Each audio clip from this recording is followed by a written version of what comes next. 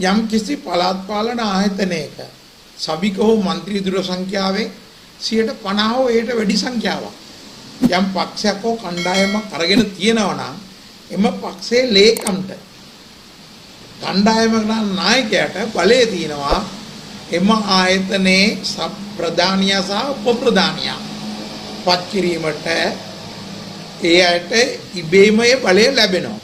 යම් ආකාරයකින් 50%ට වඩා අඩු වෙන්නම් වැඩිම සභික සංඛ්‍යාවක් ඉන්න පක්ෂේ තේරීපත් ඉන්නේ 50%ට වඩා අඩු සභික හෝ മന്ത്രി දුර සංඛ්‍යාවක් නම් උදාහරණයක් හැටියට 10යි 11යි වැඩියෙන්ම ගත්ත කණ්ඩායමට නැත්තම් පක්ෂයට 10ක් එම කණ්ඩායමට අයත් නොවන අයට 11ක් තියෙනවා නම් 10යි 10යි තිබුණොත් වැඩි අයට යනවා 10යි 11 වුණොත් පළාත් පාලන ආයතනයේ බාර දිස්ත්‍රික්කයේ පළාත් පාලන කොමසාරිස්වරයා පළවෙනි රැස්වීමේදීම ඡන්ද විමසීමක් පවත්වනවා ඒ ප්‍රධානියා සහ උප ප්‍රධානියා තෝරගන්න.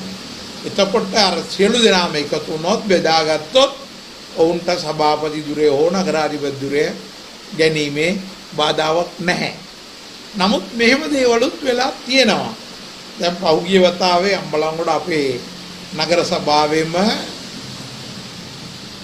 එවකට විපක්ෂය ඉඳලා පස්සේ බලයට ආපු පක්ෂයට තිබුණේ මේ සභික දුර සංඛ්‍යාව 10යි. ඕවැහෙන් එකක් නිසා 21ක් වෙලා තිබුණා. ඒවට විපක්ෂයේ පක්ෂ එක පක්ෂයකට 6ක් තවත් පක්ෂයකට 3ක් සහ දැන් බලයේ ඉන්න ආණ්ඩුවට හිමි පක්ෂයට 2ක් වශයෙන් තිබුණේ. එතකොට 11යි 9යි 10යි ඡන්ද විමසීම තිබ්බම වත්මන් ආණ්ඩුවට සම්බන්ධ කණ්ඩායම ඡන්දේ පාවිච්චි කරේ නැහැ. එතකොට විපක්ෂයෙන් තරම් කරපු කෙනාට ඡන්ද 9යි. පසු ආණ්ඩු බලය ඇවිල්ලා ඒවකට ආණ්ඩු බලය නොහිටියත් පසුව 20යි 20 දී ආණ්ඩු බලය ආපු පක්ෂයට සභාපති ධුරය හිමි වුණා 10ට 9ට.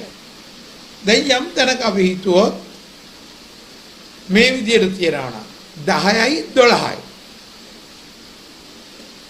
10යි 12යි තිබිලා ඡන්ද විමසීම තියෙනකොට ඒ කියන්නේ 12ක් වැඩිම සභික දුර ඉන්න පක්ෂය හෝ කණ්ඩායම නෙවෙන විදියට 10යි 12 වුණොත් දෙකක් හිමියෝ තියෙන නැත්නම් එකේව දෙකක් තියෙන නැත්නම් දෙකක් හිමි පක්ෂය හෝ කණ්ඩායම ඡන්දේ පාවිච්චි කරේ නැත්නම් එම ඡන්ද විමසීමේදී ඉන්නේ 10යි 10යි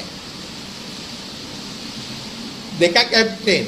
එතකොට අතිරේක ඡන්දයක් දෙනවා කුසපත් ඇදීමේ. එහෙමත් කරන්න පුළුවන්. කොහොම නමුත් වැඩිම සංඛ්‍යාවක් ගත් පක්ෂයට හිමි වෙන්නේ නැති තැන්වල ඡන්ද විමසීමකින් තමයි ඔවුන්ට ඒකාබද්ධ කණ්ඩායමක් හැටියට තමයි ක්‍රියාත්මක වෙලා සභාවේ බලය අල්ලා ගන්න වෙන්නේ. ඒක එවැනි තැන්වලදී සභාපති ධුරය උපසභාපති ධුරයට කේවල් කිරීම සිදු වෙනවා. ඒට අමතරව සමහර වෙලාවට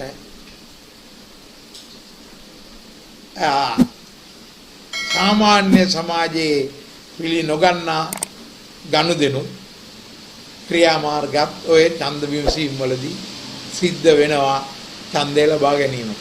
අපි හිතනවා කිසි කෙනෙක් එහෙම වෙන එකක් නැහැ.